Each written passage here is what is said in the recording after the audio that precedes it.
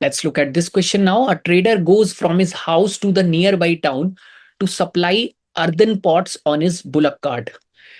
He travels at a speed of 4 whole 2 by 7 kilometers per hour on his way to the town and returns home at a speed of 6 whole 3 by 7 kilometers per hour. Find the distance of the town from the trader's house if total time taken is 8 hours and 10 minutes. Okay, so I'm assuming the distance between trader's house, right, to the town is D. So D upon when he goes to the town, he travels at this speed, which is in kilometers per hour, right?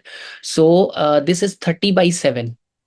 And time taken when he returns at this speed would be 45 by 7, right? And this total time is 8 hours 10 minutes, which is 8 plus 1 upon 6 hours. That is 49 by 6 hours. Let's take 7D common. 7D common. I'm left with 1 upon 30 plus 1 upon 45, and that is equal to 49 upon 6. This get cancelled 7 times D, and it become 90. 3 plus 2, 5 upon 90, 1 upon 18. So D upon 18 is equal to 7 upon 6. This is 3 times. We get the value of D as 21 kilometers. So the correct answer to this question would be 21 kilometers.